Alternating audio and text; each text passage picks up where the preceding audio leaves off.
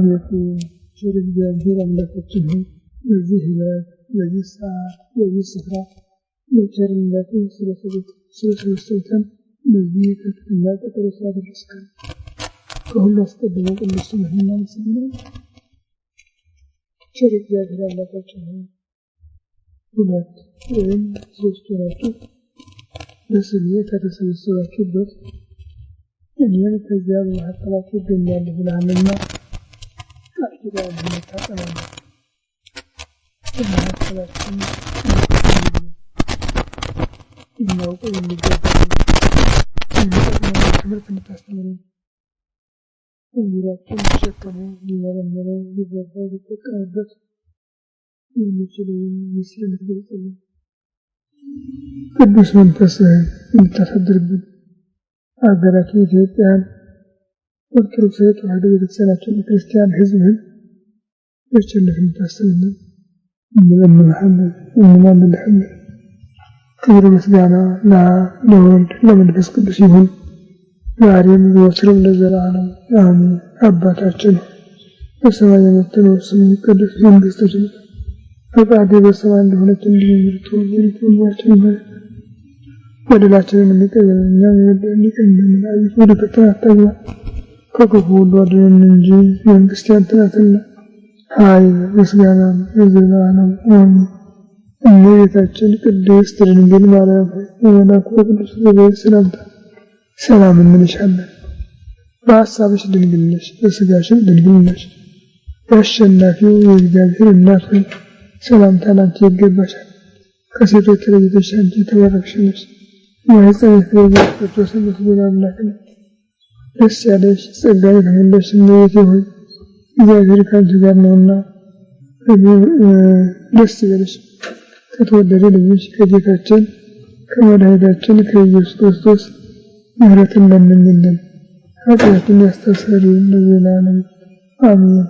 ኦ ኢየሱስ ክርስቶስ በከመ በሳህልከ ምሕረትከ ሥረይ ኃጢአቴ ወኃጢአተ ኩሉ ሕዝብከ። ጌታዬ ኢየሱስ ክርስቶስ ሆይ እንደ ይቅርታህ እንደ ቸርነትህ ብዛት የእኔንም የሕዝብህንም ኃጢአት አስተስርይ። በማወቅ ባለማወቅ በማሰብ በመስራት በመናገር የተፈጸመውን ሁሉ እግዚአብሔር ይባርክልን። የካቲት 12 ቀን 1997 ዓመተ ምህረት ይህ ዕለት በተለይ በእኛ ታሪክ የሚመታሰቢያ ያለው ዕለት ነው። የካቲት 12 ቀን አደባባይ የካቲት 12 ቀን ሆስፒታል የሚውሉ ቃላት እንደሰማችሁ ተስፋ አድርጋለሁ። እንደው አይደለም የታሰበ በምክንያት ከዛሬ 68 ዓመት በፊት 9 ዓመት ማለት ነው በዚህ ከተማ ታላቅ ጉዳት ደርሷል። ምክንያቱ ጣሊያኖች ሕዝቡን በእርዳታ ስም ልቡን ለመግዛት ያሰቡበት ቀን ነበር ማለት ይቻላል እና ግራሲያኒ የተባለው የጣሊያን ተወካይ በምጽዋት ሰብስቦ በነበረበት ሰዓት ላይ እነሱ የተነስተው አደጋ ደረሱ። በሱ ላይ ቦምብ ወረወሩ። በዚህ ምክንያትም ከዛ በኋላ የጠላት ኃይል በከተማው ላይ አትኩሮ ብዙ ጉዳት ደረሰ። ብዙ ቤት ተቃጠለ፣ ብዙ ሕዝብ ተገደለ። በአንድ በኩል አፈጻጸሙ ለሀገር በመቅናት የተፈጸመ ስለሆነ መልካም ቀለም አለው። በሌላ መልኩ ግን ያ ነገር በዚያው ተወስኖ እንደሚቀር ሳይገመገም የተወሰደው እርምጃ ብዙ እልቂት በማስከተሉ ጉዳቱ አጠፌታ መሆኑን ያሳያል። ይሄ አይነቱ አፈጻጸም በክርስትና ሕይወት አስቸጋሪ ነው። በእስልምና ሕይወት ግን ይህን ያህልም ነው። ዛሬ በኢራቅ እንደምታዩት ማለት ነው። ትናንትም ዛሬም ህዝብ በተሰበሰበበት አደጋ ማድረስ በዚያኛው ሃይማኖት ጽድቅ ነው። በክርስትና ግን በማያስፈልግ ምክንያት አደጋ ማድረስ ራሱ አይታመንም። ይሁንና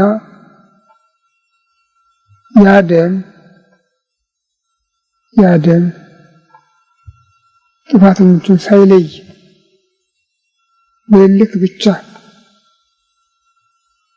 እነዚያ ሁለት ሰዎች ይህን ካደረጉ በጠቅላላ ኢትዮጵያዊ የሆነ ሁሉ ይጥፋ በማለት የተፈጸመው ግድያ የመስዋዕትነት ዋጋ አስገኝቷል። ኢትዮጵያ ነጻነት እንድታገኝ ተካሷል ማለት ይቻላል።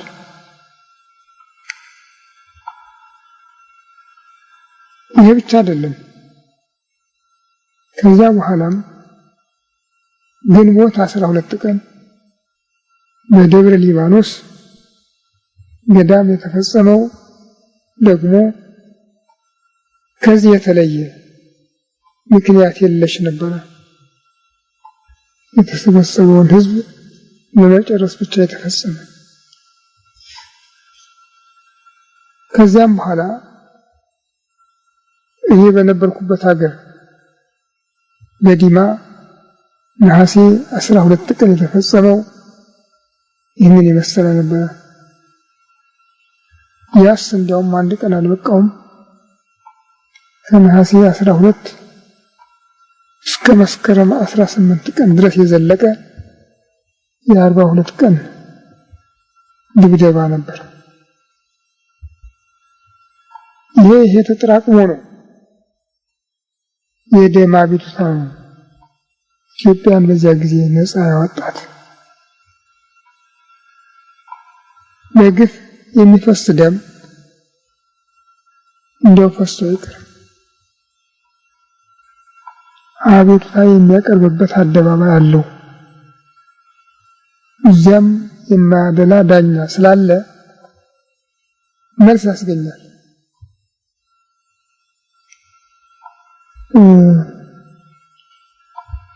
ታላቁ ነቢይ ሄኖክ መካነ ነፍሳትን እየዞረ ሲጎበኝ አንድ ድምጽ ከዛ ሁሉ በተለይ በጣም ከፍተኛ ድምጽ የሚያሰማ ድምጽ ነበርና የማን ነው ብሎ ጠየቀ። የአቤል ነፍስ ነው፣ ወንድሙን ቃየልን ይከሳል። የቃየል ልጆች ከምድር ገጽ እስኪደመሰሱ ድረስ ጩኸቱን አያቋርጥም ነው ያለው።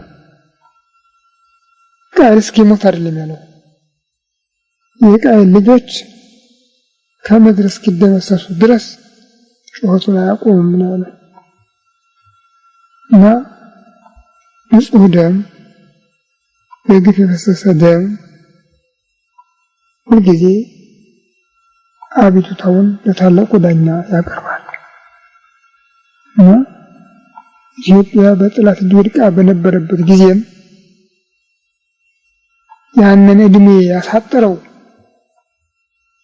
በአጭር ቀን የወሰነው በየስፍራው ያለ ፍርድ የፈሰሰው ደም ነው። የአደም ነው ተካስቶ እዚህ ያደረገው። የሚገርመው ለምንድን ነው በዚህ በቅዱስ ሚካኤል መታሰቢያ ቀን ተደጋግሞ የደረሰ ትሉ ይሆናል? ሚካኤል ማለት መኑ ከመ እግዚአብሔር እንደ እግዚአብሔር ያለ ማን ነው ማለት ነው። በዳኝነቱም በርኅራኄውም ሊቁ ያሬድ እጹብ ነገር መላከ ኪዳኑ ለእግዚአብሔር ሚካኤል ማለት እጹብ ነገር ነው፣ የእግዚአብሔር የኪዳኑ መልአክ ነው ብሎታል።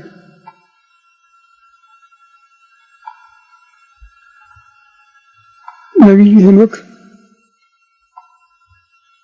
እስመ በዲበ ሰናይቱ ለሰው ታዛዥ ከደግነቱ ሁሉ በላይ ለሰው ታዛዥ ነው ይለዋል።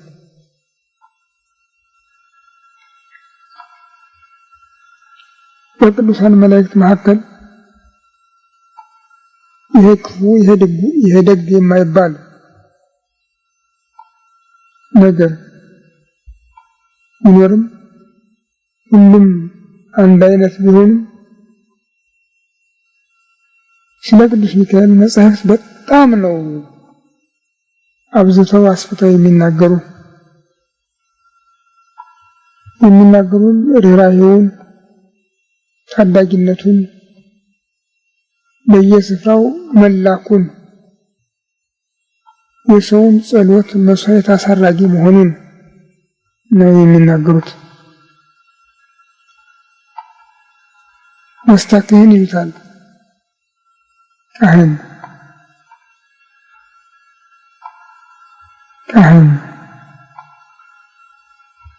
አንዳንዶቹ በአምሳለ ዲያቆን ይሉታል፣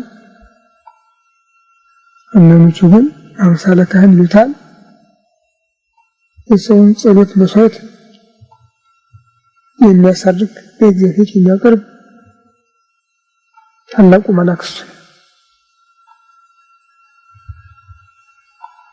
በጥንተ ፍጥረት በመላእክት ተፈጥሮ በመጨረሻ ደረጃ ላይ ነበር ነው የሚለው።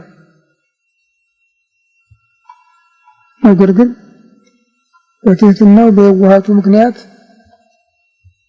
ትዕቢተኛው ከመንበሩ ሲወርድ እግዚአብሔር እሱን ተካ፣ እሱን አላቀ እና በቅዱሳት መጻሕፍት በልዩ ስፍራ ስሙ ተመዝግቦ እናገኛለን።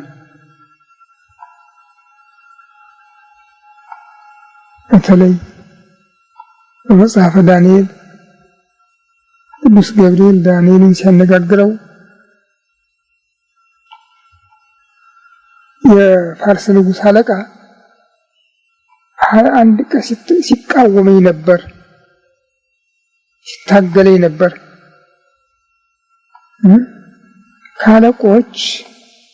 ካለቃችሁ ከሚካኤል በስተቀር ማንም ይረዳኝ የለም እንዳለ ተመዝግቧል።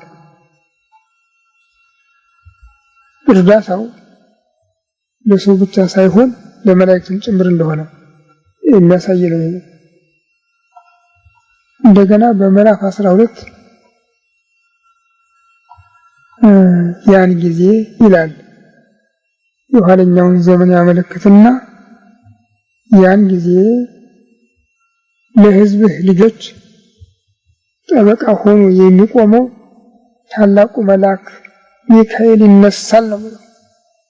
ሚካኤል አብይ ይነሳል ለረቂቀ ሕዝብከ፣ ታላቁ መልአክ ሚካኤል ይነሳል፣ ይቆምላቸዋል፣ ይከራከርላቸዋል፣ ይከላከልላቸዋል ነው የሚለው።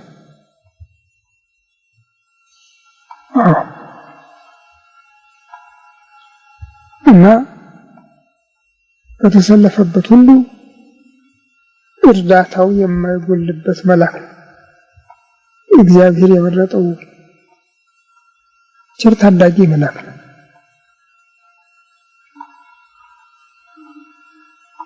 የሚገርመው ደግሞ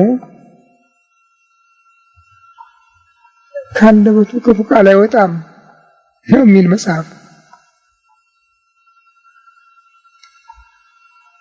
ሐዋርያው ይሁዳ ወሚካኤልኒ ሊቀ መላእክት የተሃበለ ቃለ ጽርፈት ይንበብ በእንተ ሥጋሁ ለሙሴ አመ ይስብሐ ለሰይጣን። የሙሴ ሥጋ ስለተቀበረበት ከሰይጣን ጋር በተነጋገረ ጊዜ የመላእክት አለቃ ሚካኤል እንኳን ክፉ ቃል አልተናገረም። የስድብ ቃል ሊናገረው አልፈለገም። አላይ ቤሎ ይህስ ከእግዚአብሔር ይፈርድብሃል እንጂ ነው የሚሉት። እንዲህ ከሰይጣን የከፋ የለም። በሱ ላይ እንኳን ክፉ ቃል አልተናገረም ነው የሚለው። ናቲ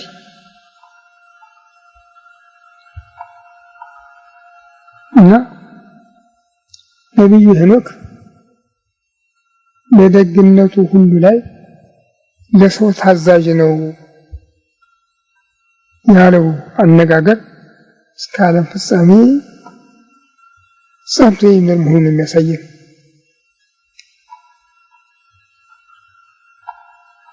ብዙ ጊዜ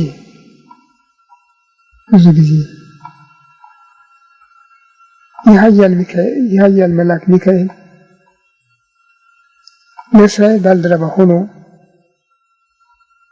40 ዘመን መና ከደመና እየወረደ ውሃ ከድንጋይ እየፈለቀ እንዲመገቡ ያደረገ ባህር ከፍሎ ደመና ጋርዶ ያሻገረ 40 ዘመን የመራቸው ከሙሴ ከኢያሱ ጋር የኖረ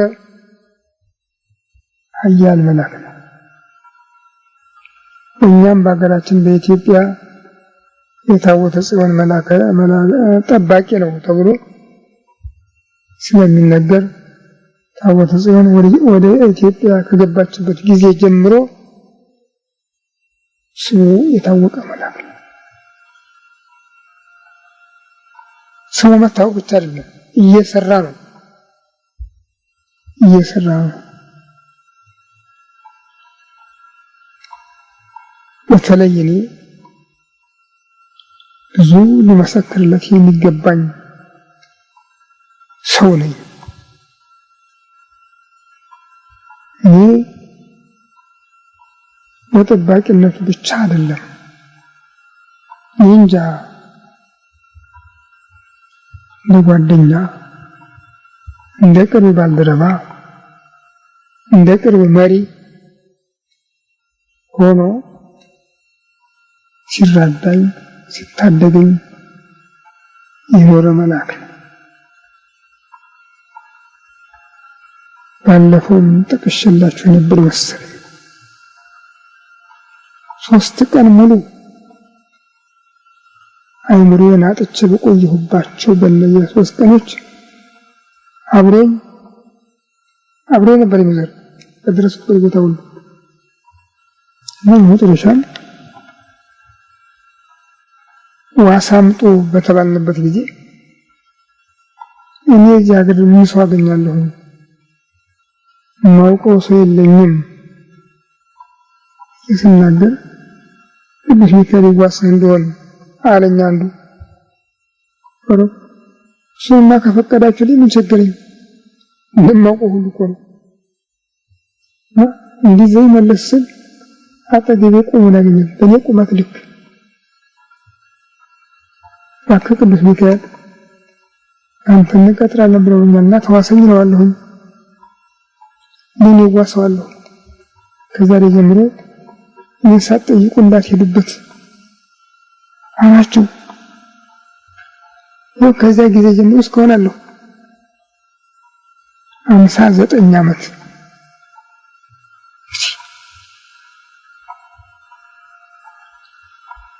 እድሜውን አይደለም መቁጠር ያለባችሁ፣ ዘመኑን አይደለም መቁጠር ያለባችሁ። በዚህ ጊዜ ውስጥ ስንት ጊዜ ሞቼ ተነሳሁ ብላችሁ ይደንቃችኋል።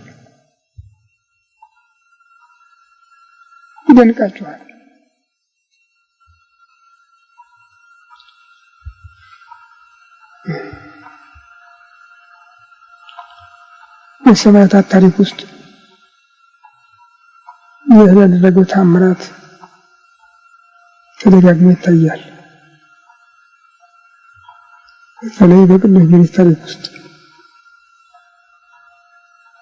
3 ጊዜ ሞቶ 3 ጊዜ እንደተነሳ ነው የሚነገረው።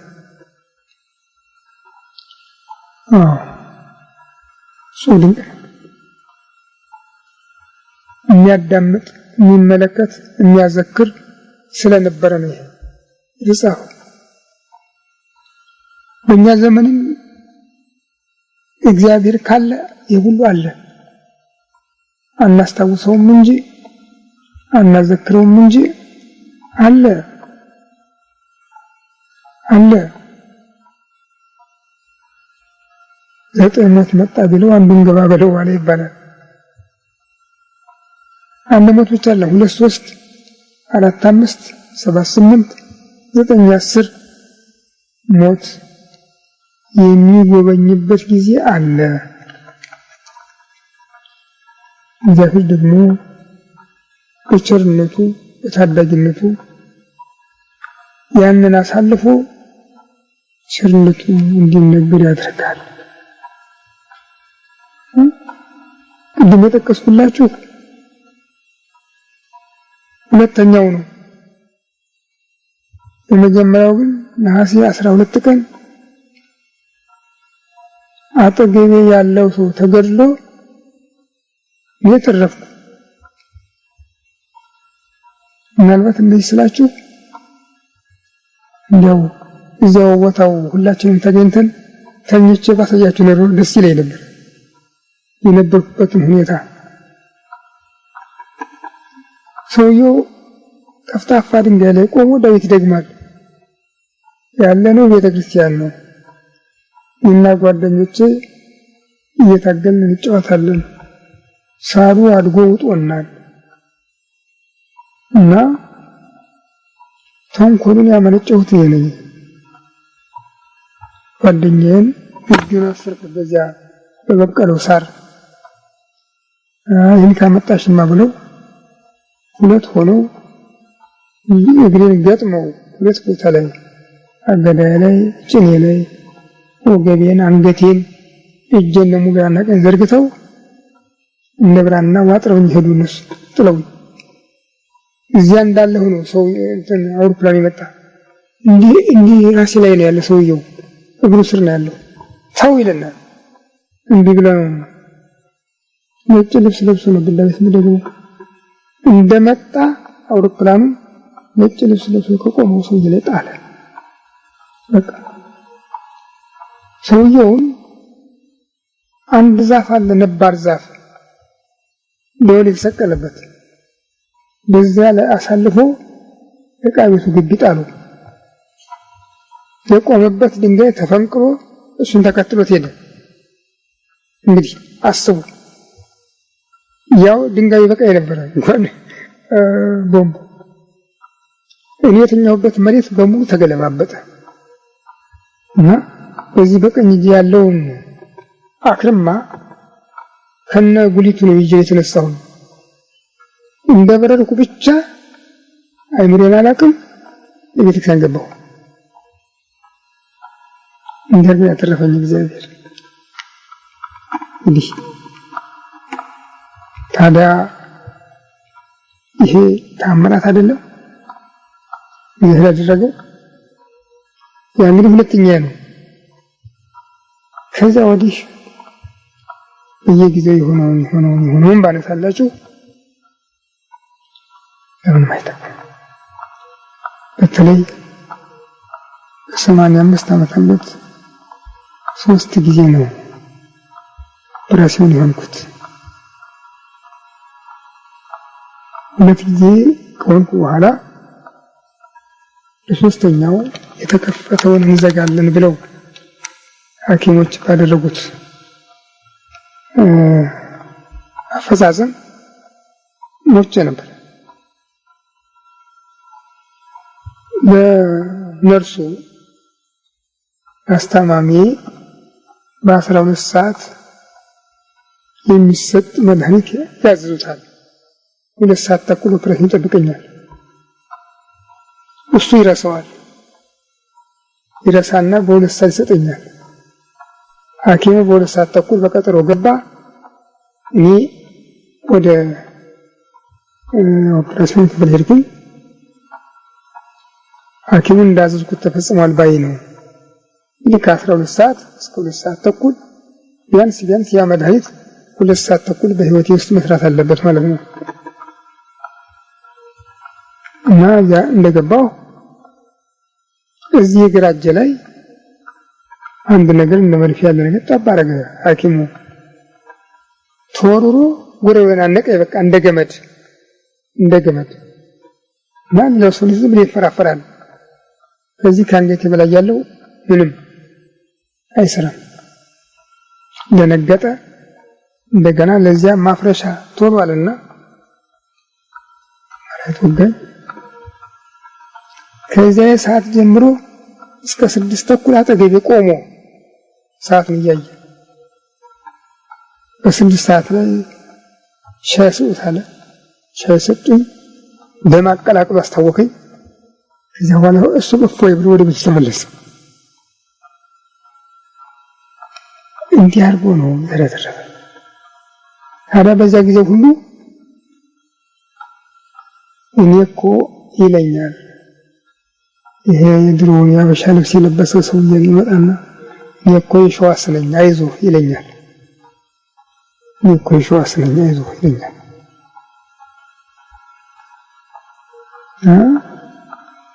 ቅዱሳን መላእክት ትልቅ እርዳታ አለ ለሰው ልጆች። ቅዱስ ጳውሎስ እኩኑ መላእክት ሰመንፈስ ምንቱ ወትከነው ለመላእክት በእንተ ለሐሉ ይረሱ ህዱ ዘላለም መላእክት ማቆረ ይቀናቸው የዘላለም ህይወት ለውስን ለሚገባቸው ሰዎች መልእክተኞች ናቸው ነው ያለ። የኢትዮጵያ ሕዝብ በዚህ የታደለ ነበር። ከቅዱሳን ጋር አብሮ በመኖር የታደለ ነበር። ከመኝታችን ጀምሮ ቅዱሳን መላእክትን ቅዱሳን ሰዎችን ያከብራል። በጸሎታቸው በቃል ኪዳናቸው ይማጸናል።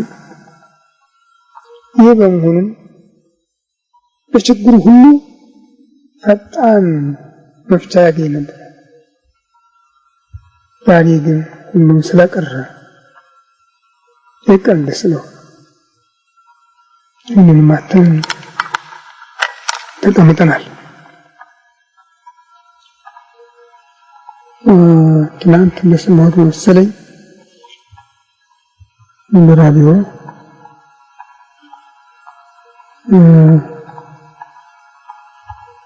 ታሰበው ይደረጋል ሲል ነበር። እንግዲህ ምንድነው እኮ ታሰበው ይደረጋል?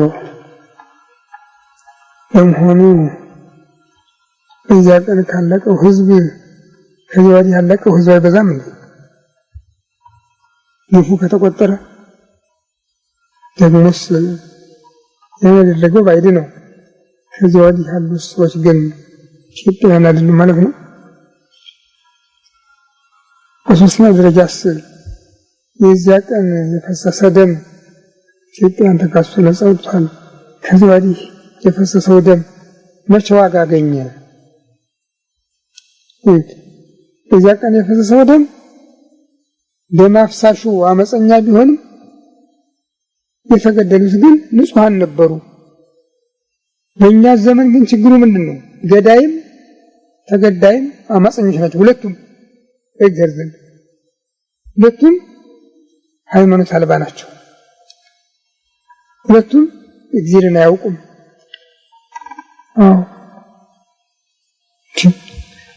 በደርግ ጊዜ እድገት በህብረት በሚባለው ተማሪ ሁሉ ወጥቶ ዘመተ። ወደቀው ወድቆ የተረፈው ተመለሰ። አሁንም ቢመለስም አልተመለሰም። እንዴ አለ። ግን በዚያው በወደደው በደርግ ሰይፍ ስር ወደቀ እና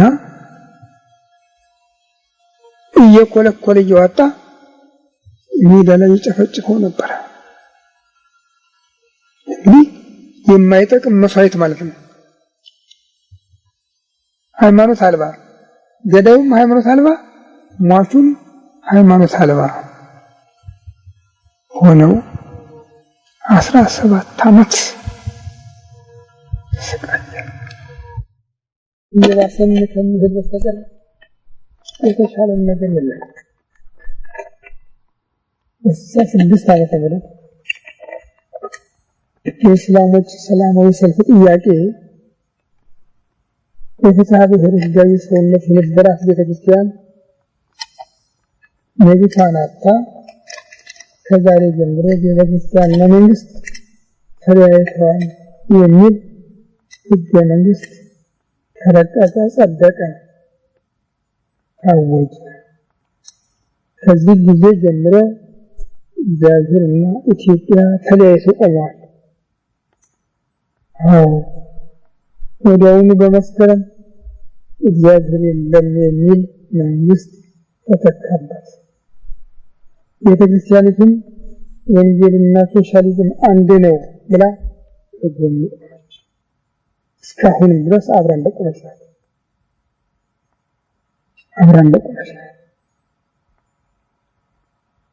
እና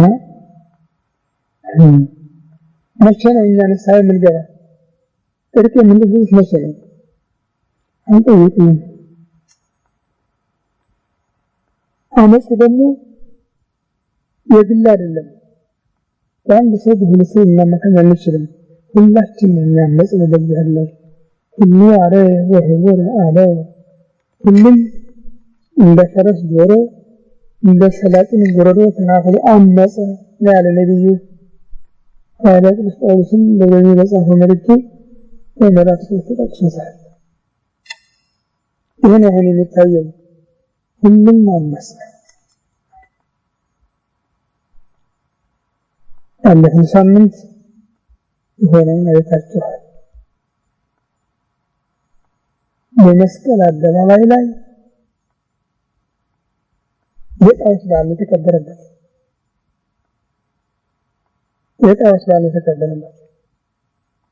አባቶቻችንም ባርከው ከፍተዋል። ሌሎችም መልእክቶቻቸውን ልከው በዛው ተገኝተዋል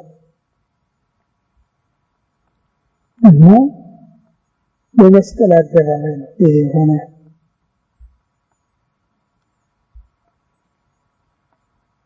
መቼም አንዳንድ ጊዜ ጠላትን የሚመሰገንበት ጊዜ አለ።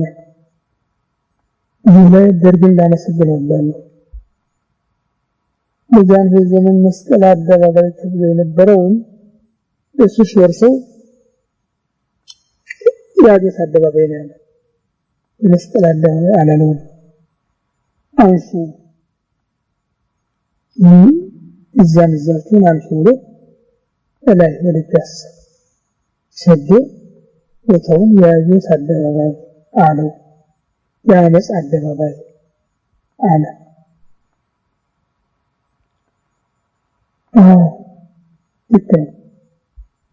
ያመጽ አደባባይ ነው።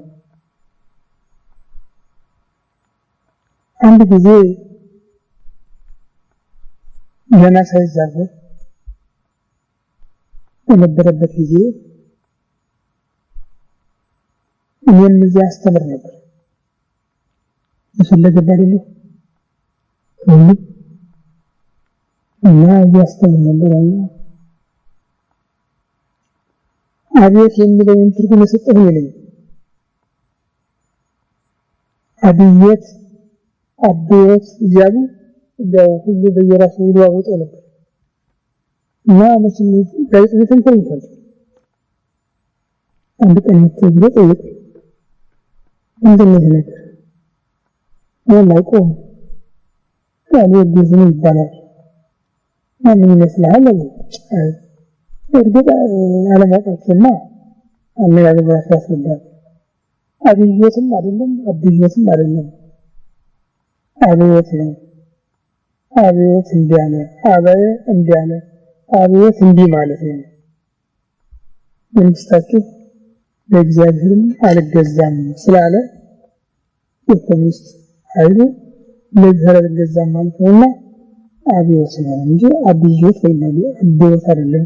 እያቸው ነበር ተቀበሉና አብዮት ጸደቀ። አብዮት አደባባይ ተባለ እና አንድ ቀን ያሳስተው ሁሉ በላይ አብዮቱ የምትሉ ሁሉ ይህ አደባባይ መስቀል አደባባይ ነበር የነበረ። ታዲያ አብዮት አደባባይ ተባለ። ትርጉሙ አመጽ ማለት ነው። ይዛራቀን አይሁድ በክርስቶስ ላይ የፈጸሙትን ግፍ የሚያስታውስ ከመሆኑ ጋር እኛም በእግዚአብሔር ላይ ታበይነውን አመጽ የሚያሳስብ ነው። ዛሬ ከሁሉ በላይ አብዮቱ የሚል ሁሉ አንድ ግንግራ ቢናበማታ አሁን ግን የሚጠይቃችሁ ሁለት እጃችሁን አውጥታችሁ ከሁሉ በላይ እግዚአብሔር እንድትሉ ነው አልኳችሁ። ሁሉ በላይ እግዚአብሔር ሁሉ ሶስት ጊዜ ተናገርን። እግዚአብሔር ይመስገን። ከዛ በኋላ ወደ ላይ ወጣ። እኔም ተመልሻለሁ ከዛ እስከዛሬ ድረስ ምንሽ ፕሮፌሰር አስራት የሳይንሶች ምርምር ያንነት ነው ያየሁ ይልኛል። ያንነት ተሰጥቶት ያንነት ባሉን ለማክበር ህዝብን ብዛት አይቼ በሚማክስ ነው ይዳር ነበር የቆንቋሉ እንደዚህ ፊልም ጠልች ሁሉ በድምጽ ማብላ ሁሉ በላይ አብዮቱ አልፈርሶ ሁለት እጃችሁን አስታችሁ ሁሉ በላይ እግዚአብሔር በውስጥ ምን አይነት እብድ ሰው ነው ያሰየ ስለ እየገባው ነበር። እግዚአብሔር ግን አሳለፈኝ። እንኳን ልወቀስ የሚያስደነግጥ ቃል አልሰማሁም። ያስደነቃችሁ የሚያስደነግጥ ቃል አልሰማሁም። እውነት ይመስለኛል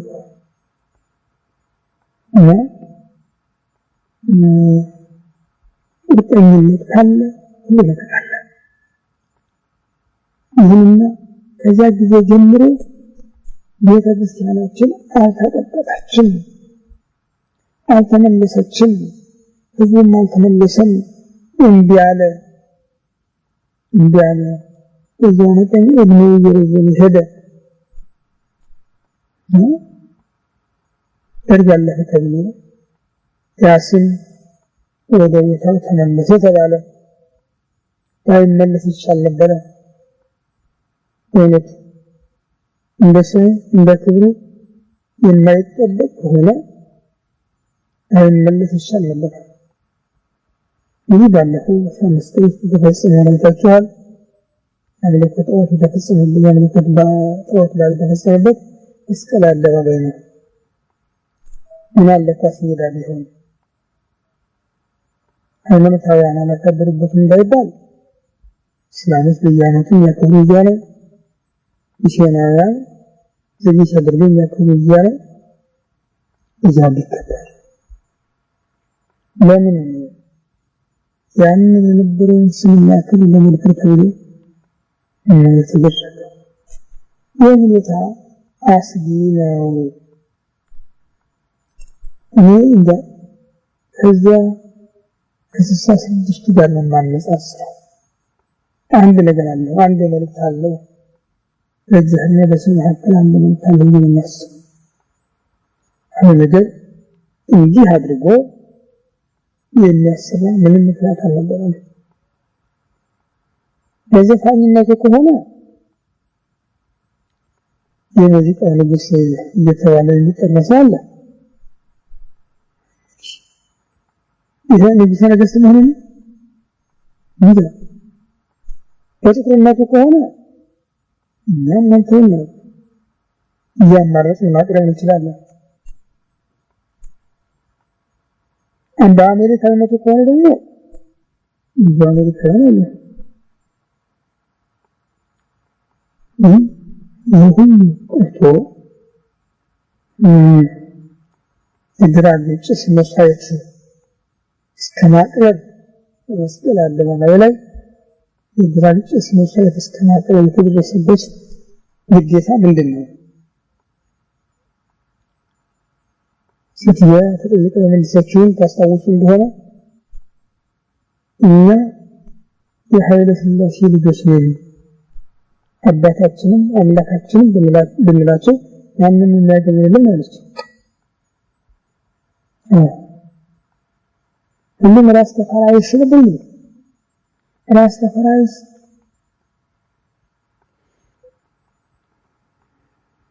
ይሄ አገሪቱን ይጎዳል። የሚያውቅ ሰው አድርጎታል። የማያውቀው ጭምር ይጎዳበታል።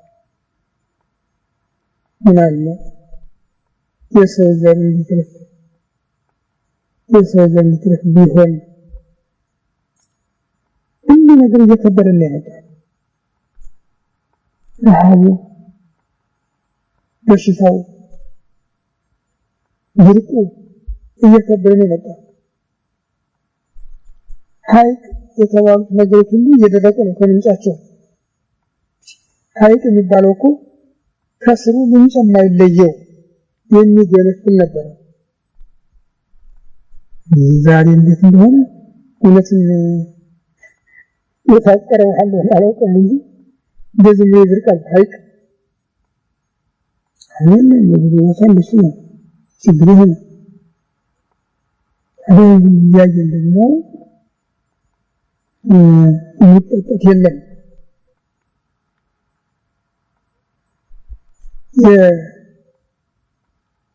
ልዩ ልዩ እምነት ያላቸው ወገኖች እምነታቸውን ለማሳደግ ለማጠናከር በምርጫውም ጉልበት አግኝተው ለመጠቀም እየፈለጉ ናቸው። እስላም ሙስሊምን ህዝብ እየቀሰቀሰ ነው። ተነስ ታጠቅ እያለ ኦሮሞ የገዳ ስርዓት አራማጅ እየተሳቀቁ ነው። ይህን ምረጥ እያለ ነው። ቋንቋውን ብሔራዊ ያደርጋል እያለ ነው። እና ሁሉም የራሱን ዓላማ ለማሳካት እየታገለ ነው። ክርስቲያን ህዝብ ግን ዝም ብሎ ማየት እንኳን አልበቃም። ከዛም ከሚያናፍስ በስተቀር አንዱም ለራሱም ለሀገሩም ለህዝቡም የሚሆን ስራ የሚሰራ የለም። ካህናት፣ መነኮሳት፣ ቀሳውስት፣ ዲያቆናት፣ ምዕመናን እንጃ ብላሰን ለመጠራት እንዴት ነው የሚከተለው የሚያስደነግጥ ይሆናል ብዬ አስባለሁ። ስለዚህ ሁላችንም እንድናስብበት እንድንጸልይበት ነው የሚያስፈልገው። የካቲት 12 ቀንን መታሰቢያ ማሰብ ብቻ አይደለም። እሱ ኢትዮጵያን ታድጓል። የኛ ህይወት የኛ ህልውና ምን ላይ ቆሟል? ኢትዮጵያን የታላቁ መልአክ የቅዱስ ሚካኤል አማላጅነት እንድታደጋት እንዲጠብቃት ፈቃዱ ሆኖ መመለስ።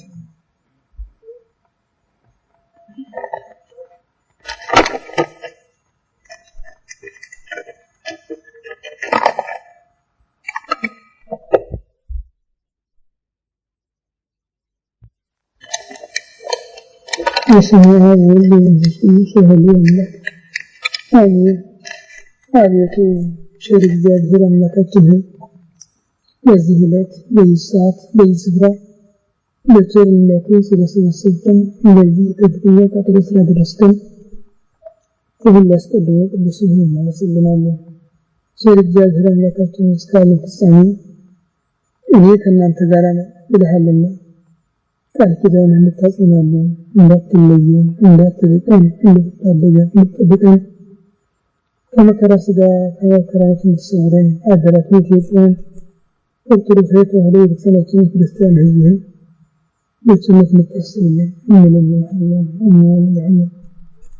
ክብር ምስጋና ለአንተ ለቸር አባትህ ለመንፈስ ቅዱስ ይሁን ዛሬም ዘወትርም ለዘላለሙ አሜን። አባታችን ሆይ ስምህ ይቀደስ መንግሥትህ ትምጣ ፈቃድህ በሰማይ እንደሆነች እንዲሁ በምድር ትሁን በደላችንን ይቅር በለን እኛም ይቅር እንደምንል ወደ ፈተና አታግባን ከክፉ አድነን እንጂ መንግሥት ያንተ ናትና ኃይል ምስጋና ለዘላለሙ አሜን። እመቤታችን ቅድስት ድንግል ማርያም አምላክ ቅዱስ ገብርኤል ሰላምታ ሰላም እንልሻለን። በሐሳብሽ ድንግል ነሽ፣ በሥጋሽም ድንግል ነሽ። የአሸናፊ የእግዚአብሔር እናት ሆይ ሰላምታ ላንቺ ይገባሻል። ከሴቶች ተለይተሽ አንቺ የተባረክሽ ነሽ። የማኅፀንሽ ፍሬ ኢየሱስ ክርስቶስ የምስጋና አምላክ ነው። ደስ ያለሽ ጸጋን የተመላሽ እመቤቴ ሆይ እግዚአብሔር ከአንቺ ጋር ነውና ደስ ይበልሽ። ከተወደደ ልጅሽ ከጌታችን ከመድኃኒታችን ከኢየሱስ ክርስቶስ ምሕረትን ለምኝልን ኃጢአታችንን ያስተሰርይልን። አሜን። ሰላም ለክሙ ወንጌል ማርያም ለምትወጪ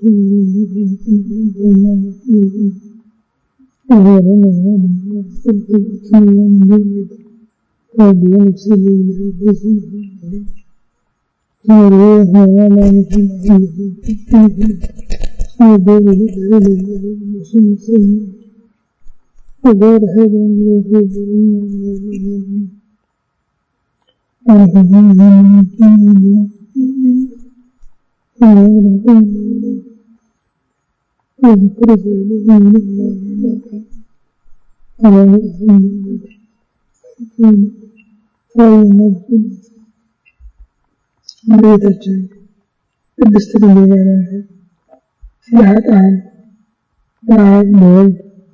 የቅዱስ መንፈስ ቅዱስ የምታቀርቢው በአማላጅነትሽ እኛንም ልጆችሽን ሀገራችንንም ቤተክርስቲያናችንንም ክርስቲያን ሕዝብሽንም የምታስቢን የምታዘክሪን የምታማልጅልን እንለምንሻለን እንማልድሻለን።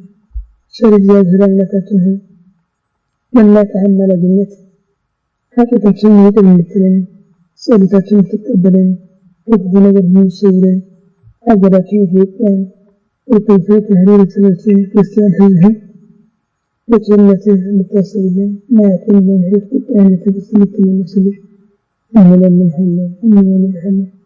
ክብር ምስጋና ለአንተ ለቸር አባትህ ለመንፈስ ቅዱስ ይሁን ዛሬም ዘወትርም ለዘላለሙ አሜን። አባታችን ሆይ በሰማይ የምትኖር መንግሥትህ ትምጣ ፈቃድህ በሰማይ እንደሆነች እንዲሁ በምድር የዕለት ምግባችንን ዛሬ ስጠን በደላችንን ይቅር በለን እኛም የበደሉንን እንድንመለከት ወደ ፈተና አታግባን ከክፉ አድነን እንጂ መንግሥት ያንተ ናትና ኃይል ምስጋና ለዘላለሙ አሜን። እመቤታችን ቅድስት ድንግል ማርያም በመልአኩ ቅዱስ ገብርኤል ሰላምታ ሰላም ነሽ። በሐሳብሽ ድንግል ነሽ፣ በሥጋሽም ድንግል ነሽ። የአሸናፊ የእግዚአብሔር እናት ሰላምታ ላንቺ ይገባሻል። ከሴቶች ተለይተሽ አንቺ የተባረክሽ የማኅፀንሽ ፍሬ ኢየሱስ ክርስቶስ ምስጋና ደስ ያለሽ ጸጋን የተመላሽ እመቤቴ ሆይ እግዚአብሔር ከአንቺ ጋር ነውና ደስ ይበልሽ። ከተወደደ ልጅሽ ከጌታችን ከመድኃኒታችን ከኢየሱስ ክርስቶስ ምሕረትን ለምኝልን ኃጢአታችንን ያስተሰርይልን ለዘላለሙ አሜን። እግዚእነ ወአምላክነ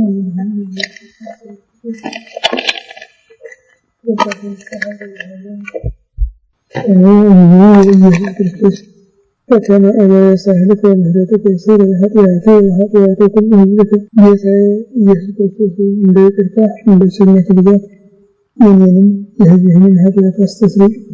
በማወቅ ባለማወቅ በማሰብ በመስራት በመናገር የተፈጸመ ሁሉ እግዚአብሔር ይፍታ። ያበረከት ለወልድ ፍቅር በመስጠት ሰልፍ ለዘላለሙ አሜን። ስምዐ